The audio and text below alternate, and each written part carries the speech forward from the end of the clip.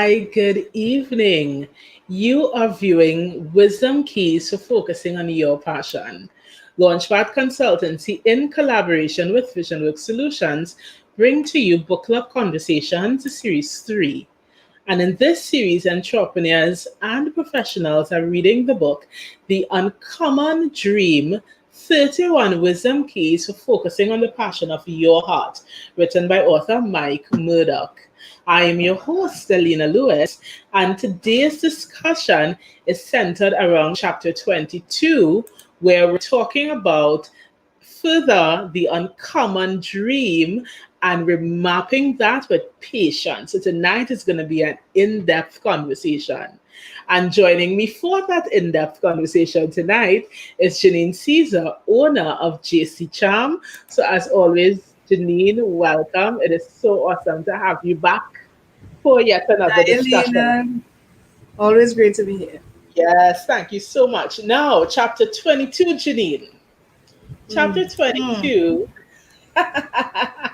is entitled "The Uncommon Dream will require uncommon patience."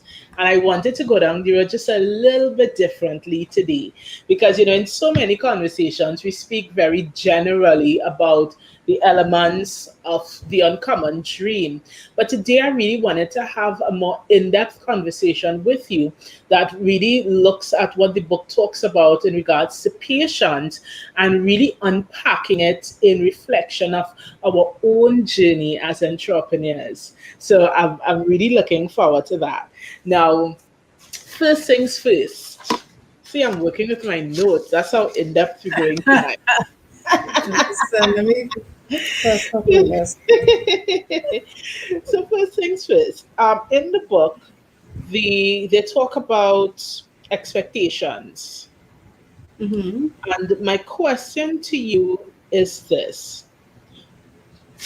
Sorry, I apologize. Before I go to expectations, my first question to you is what are the areas in your life that you realize require patience? Because sometimes I think it's easy to associate patience with being calm. I think if we're not thinking about it, we assume that being patient means being calm, or being patient means being quiet or not getting angry.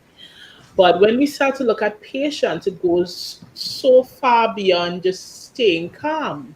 So when we start looking at patience and adopting patience in our life, what are the areas in your life, in your entrepreneurial journey, that is, that you believe require patience?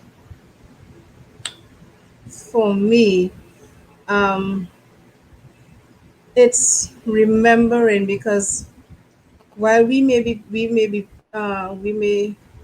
ask for certain things, and you want to do certain things, and you require a response from someone to get those things done, and you don't get it immediately.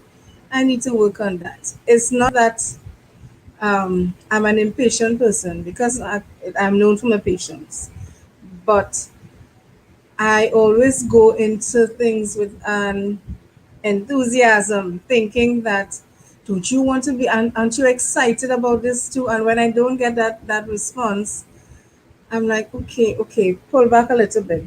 They also have things going on in their life that they need to see about it. They are also seen about their uncommon dream.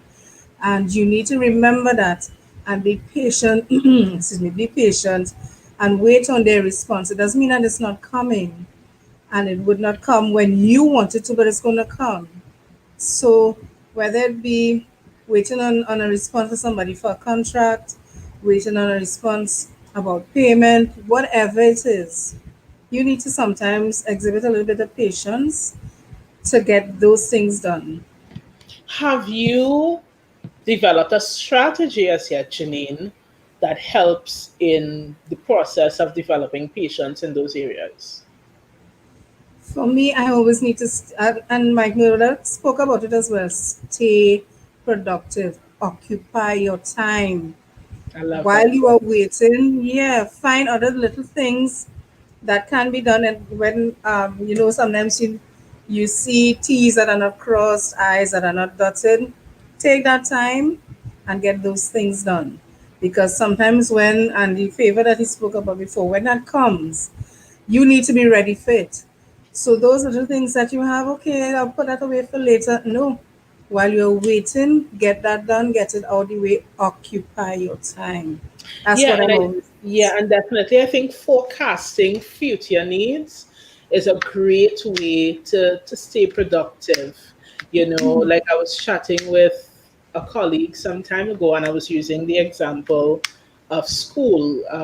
At the school where I function, one of the things that I did in January, no, I did it last year, December, is I had set up an online learning management system. And it was just okay. because it was December, we were on break, I'm forecasting, I'm just thinking about trends, what's happening in the world, how we could improve our school systems for parents and teachers. And so as principal, I made a decision that I'm going to set up a learning management system and trial it out. And so that's what I did. So I set up the system in December and I launched it as a platform for teachers to test it in January. And so the teachers had been onboarded on the system in January. And we were working through using this online platform to be able to submit documents, collaborate, all of the other things. And so the teachers were using it, and that was just it. Some sample classrooms were set up online, but it was just for the purpose of testing. And in my mind, we would never have to use this. And there was a point, I'll be honest, I think by carnival, I was just irritated. I was like, Alina, you take all this time to set up this whole thing that you're not going to need. And it was just there. It was just there. The teachers were using it, but it wasn't being used per se. And then March 13th came, and there was an announcement that And that I think March 12th was maybe the first COVID case in Trinidad. March 13th, the Prime Minister announced schools are going to be closed for 1 week. Then I think by March 14th, it was announced that we're going to be closed until the rest of the term, which would have been, we were halfway through the academic term at the time. And so when we found out on March 13th, which is a Friday, that schools were going to be closed for 1 week, students were onboarded by Sunday. Sunday, students were onboarded and classes resumed on Monday as usual. There was no skip, there was no gap. But I tell our story just to say sometimes it's about looking at the times when we sit and we decide. And I think even it was Michelle from Matty's resort last night. She was that's talking and she made reference to when you have nothing to do and you become idle, that's an indication that you need to go further, you need to go deeper, you need to spend more time preparing. And yeah, so that forecasting needs to come is definitely a really good way that you could keep yourself occupied to stay patient with the things you have to work on because you have another project simultaneously taking place, which in the times to come will work to your benefit. Because definitely for the school that I support, it worked to their benefit. Their parents didn't miss a beat, students didn't miss a beat, classes continued, everything was there, and it worked well for everybody. So I love that what you're saying there, Janine, about as a strategy to remaining patient is one, having understanding that you're not the only person working on your dream and your vision, and when we begin that upward mobility, um, the people around us working on their own dreams and not people that are just sitting with nothing to do on the corner. So they too are working on their uncommon dream. So we have to give understanding to that, but we also have a place to stay productive in that process. So I love that. Now, Mike, that was something that, go ahead. Sorry. oh, sorry, that reminded me earlier this year. It was just before we got the shutdown. Um, I was going to have an event, a small one, tiny one, and I remember I went to the venue to ask about all of the things because I like to mitigate the risk. So I started. I usually have my questions with me, and at the time when we were speaking through email, um, I sent some of the questions, and then I realized the response I was getting. I was like, okay, let me sit and jot down exactly what it is I need. And then going through and like, okay, I need to actually make this a process for every place that I go to. So when I went back to her, I asked her to schedule another appointment to meet her face to face. And when I started to ask her the question, she's like, some of these things I never thought about, and some of these things I need to put into place. And like, yeah, and I was so glad that I took the time to sit and actually create a process and create those questions, because the process literally flowed. So like I would think from the beginning of the event to the end of the event and everything that's in between, so that we can cover that. And that's just for the site visit. And I thought, had I just relaxed and said, well, okay, what she said, I can work with that and probably work with whatever happened. No. Mm-mm. Sit, prepare yourself, occupy your time, and wait until that favor comes to work with what it is you need. Yeah, I agree. Yeah, but I was telling you, Janine, Mike Murdoch, he talked about patience being a sign of trust. Mm. And so the question that came to my mind that I wanted to ask is, as you think about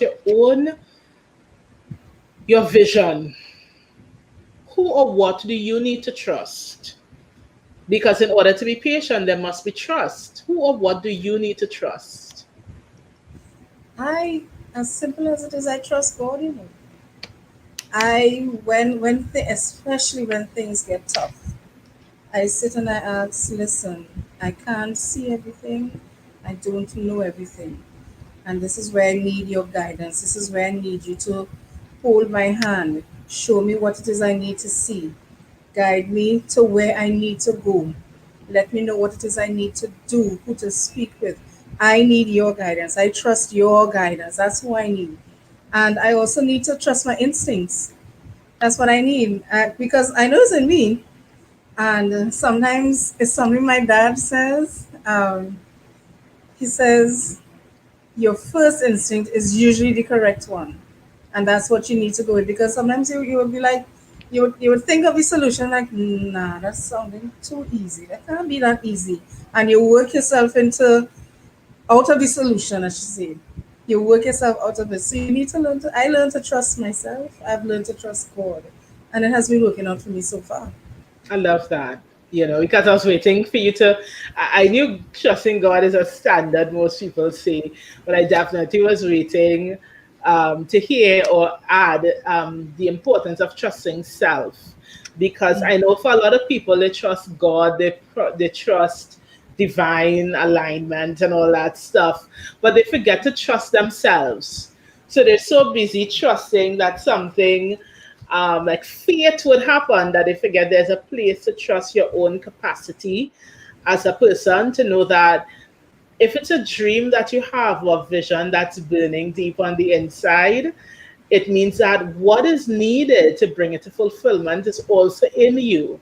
And Like, so you, yeah. yeah, what it is that it might be in seed form, so it mightn't Mm. be the full manifestation of what it is, but it's definitely there. And I always say it takes circumstances of life and journey to cause that seed to grow and mature and blossom.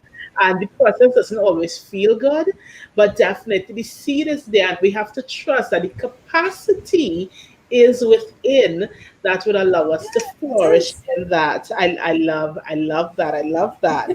I want to ask you too, Janine. Mm. My brother talked about um, values and exhibiting patience. And what I wanted to find out from you is, what are the values that you, or even if you were to name just one value that you are intentional about harnessing, demonstrating, adapting, however it works for you, whatever is your stage of evolution there. What are the values that you are intentional about embracing while you are exhibiting patience. Because, of course, he spoke about sometimes how when we wait, sometimes we speak wrong words and we abort our cycle of blessing through negative words and negative actions. So, in order to avoid aborting the dream, we have to have some values. What values do you embrace during that time of exhibiting patience? I have to remind myself to trust the process. As I said before, I make sure that I have all the information that I need, so whether it be to cook a meal or to actually put an event together. I need to trust the process. You know what you know.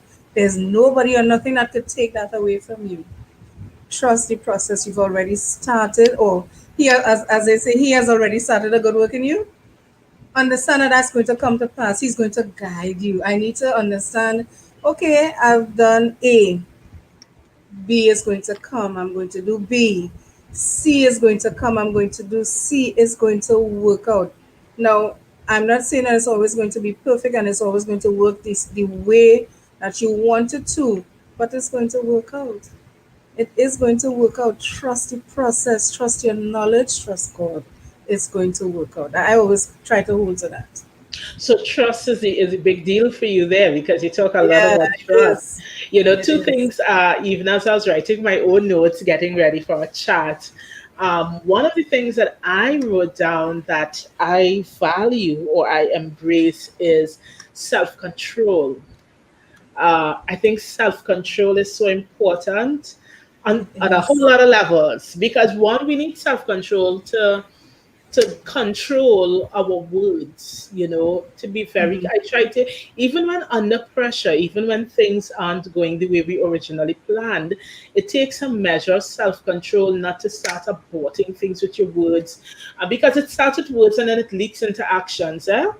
And so we Mhm. don't want to self sabotage. So then self control to stay on course, not to give up, not to just be stuck, but self control to know that I'm going to continue to do what is right. I'm going to continue to put in the work, even though I'm not getting the results that I want as yet, because I trust the process and I know what I'm doing.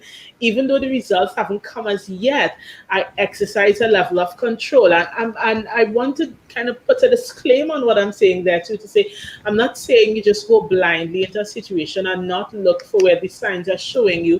Maybe you need to pivot, maybe you need to adjust. That's not what I'm Change. Yeah, saying. that is it. We all need to adjust. We all have those. And I think we talked about changes and embracing change in one of the recent conversations. So I'm not talking about that, but I'm talking about that self control, not to start getting out of character and operating outside of the vision, but to stay on course. And the second one, actually, that I listed, I'm not sure it's a value, but I embrace it in the process of exhibiting patience, which is optimism. I think optimism is really important. You make people laugh at me because they're like, "Oh my God, Alina, you always excited about something." I But was I smiling. I've I'm always said that.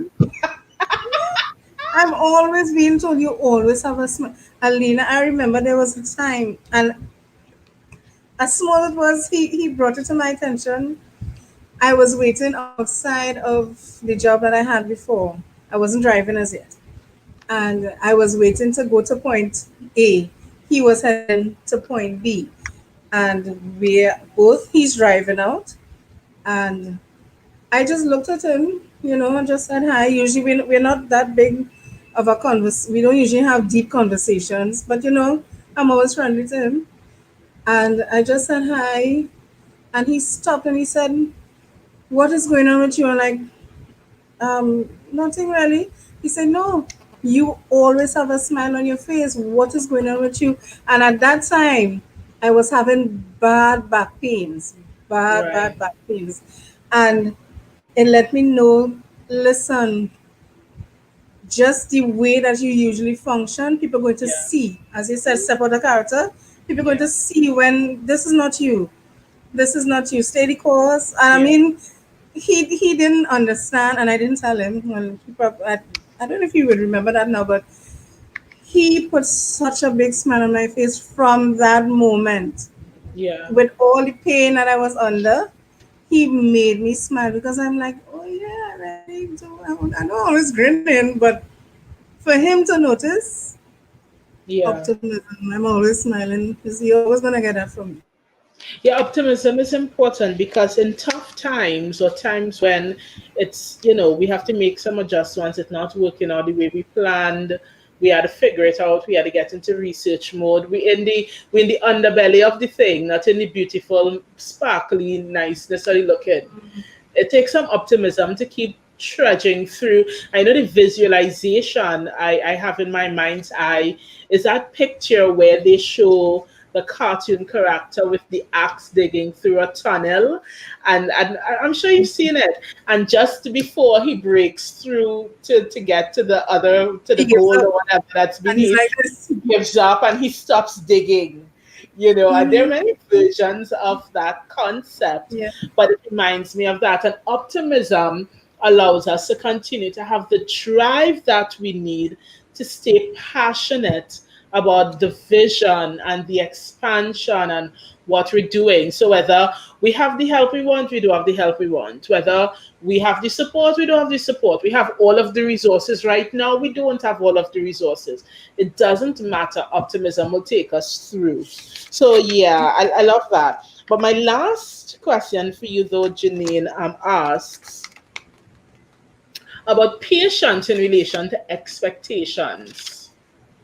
And my question is, what have you learned about your expectations as you reflect on your demonstration of patience along your entrepreneurial journey? Repeat that question for me one more time. Patience Yeah. on my What have you expectation. learned about your expectations of yourself, expectations that you have of your vision?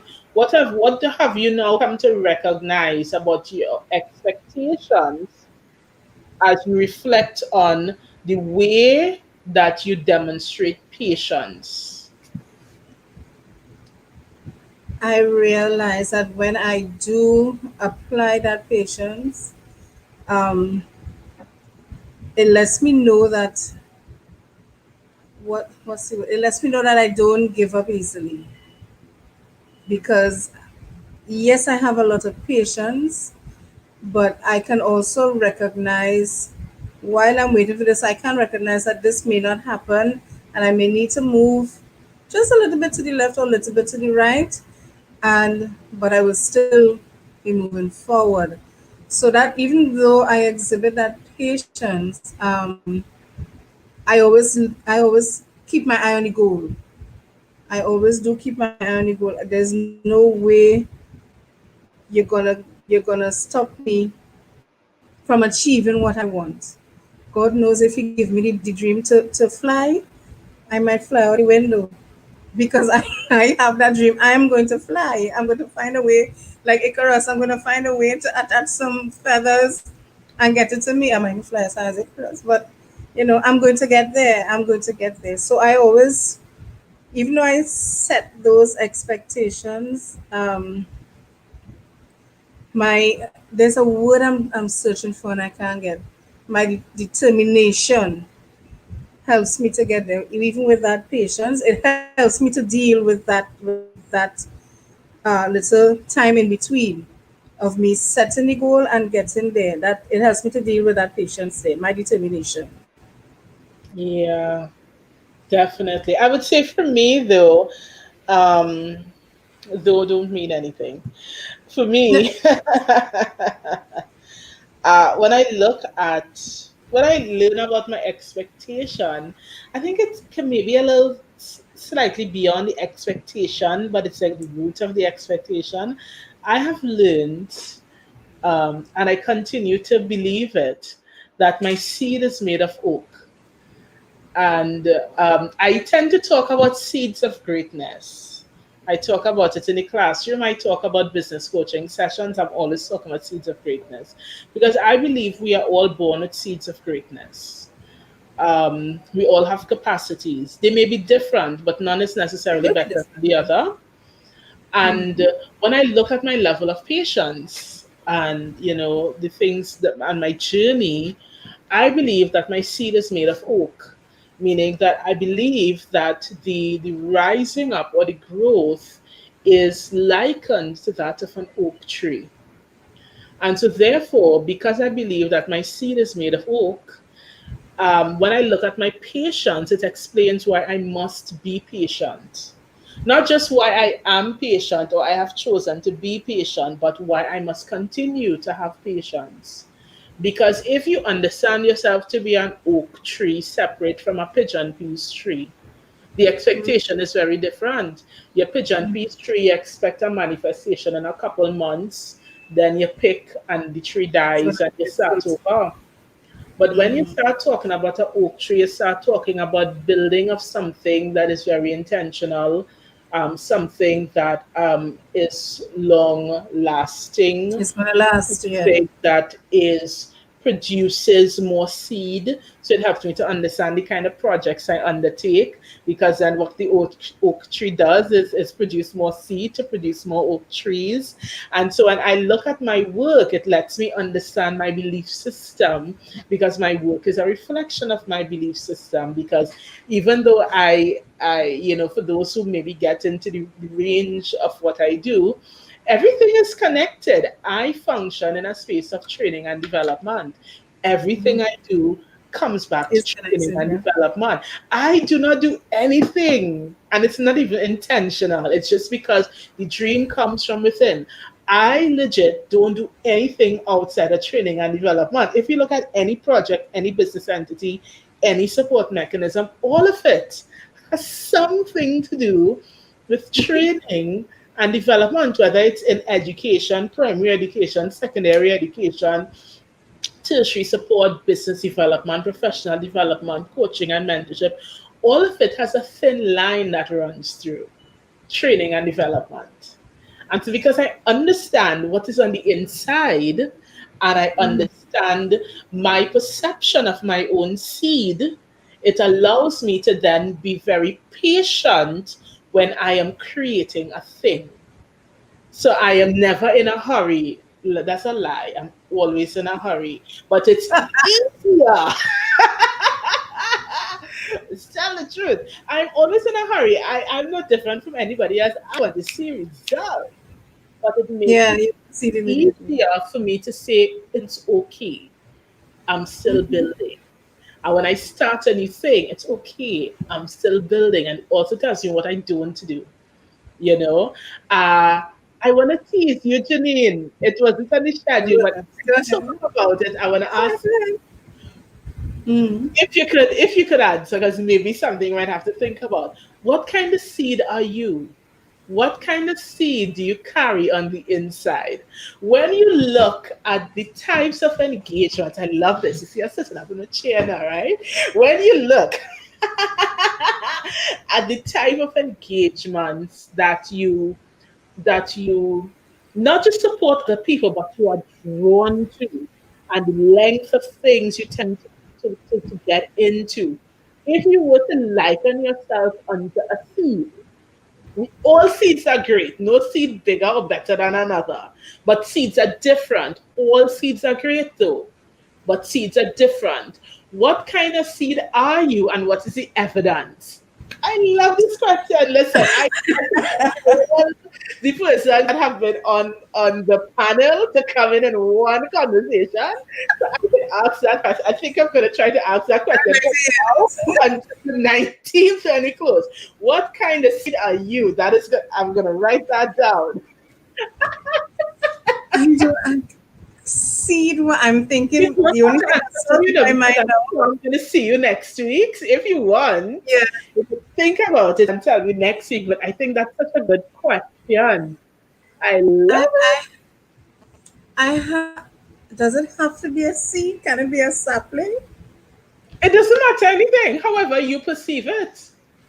Okay. For me, Like I that doesn't have to would be a kind of seed. like myself I love because I yes, I ma'am, like give me a myself sapling. more. I like myself more to like a cedar tree. There's so many different. uses of a Mm, cedar tree. mm. Listen, there's so many, and I'm not just talking about furniture. Taking away furniture, you use cedar for, you can use cedar in your dryer. You can use cedar to place in your cupboards. You can use cedar in so many different things. There's so many different uses. I'm not saying that I'm a jack of all trades or Jenny of all trades, according to my aunt. I'm not a Jenny of all trades, but I know when it comes to like design and decor and just organization, there's something about it. It all ties in for me. So even though it's a cedar tree, there's so many other little things that it's still a cedar tree. It's still cedar, but you have so many other different uses for it. I like now they have me thinking, I yeah, I know, think I'm like a right? cedar tree. Yeah, I love it though. I love it. I love it because what you're looking is the multifaceted outcomes that come from this one thing. I love from this one it. thing. And I'm Yeah. sure if you think about it deeper, you're gonna take it to a whole other level. I love it. Well, listen, now now that you have me thinking, so now when I'm organizing, I'm going to draw cedar tree. I'm going to draw a tree. That'll be Listen. so it'll be part because you have your processes. Yeah, Mhm. each branch is going to have something, and the leaves could be. Listen, you have spark, as you said, the fireworks Yes. are going off. Yeah, I like this. Yes. I love it. So, Janine, take a moment, tell the people about JC Charm and how JC Charm supports even in this Christmas season. And JC Charm is now has now been booted into a cedar tree. We are in the process of making our events virtual. You can find us on both Instagram and Facebook. We have a women's event coming up. You can tune into both those platforms and you can look for updates there. I don't want to give too much away because I don't have everything cemented right now, but we're working on it. And with this women's event, it's going to be dealing with things like safety, financial issues, stuff like that. And we're aiming at from the housewife to those in the corporate world, right? So you can look out for those little things for us, and call us if you do need your little events, your little parties. Well, as much as we can because we don't want to go past the ordinance. But if you have any little thing that you have in mind that we can assist you with um, as much as we can because we're still going to remain safe regardless of what happens. That bit of safety is going to be there. But feel free to contact us and we're going to work with you to put that sparkle into your event. Love it. So, as usual, I'm Alina Lewis. Please make sure you subscribe to the channel. When you subscribe, you support our programming and you position yourself to get notified whenever we go live or we premiere new videos. So, ladies and gentlemen, it's always awesome having you join us. Janine, thank you as always. And until tomorrow, when we continue with book club conversations, have a good night and take care.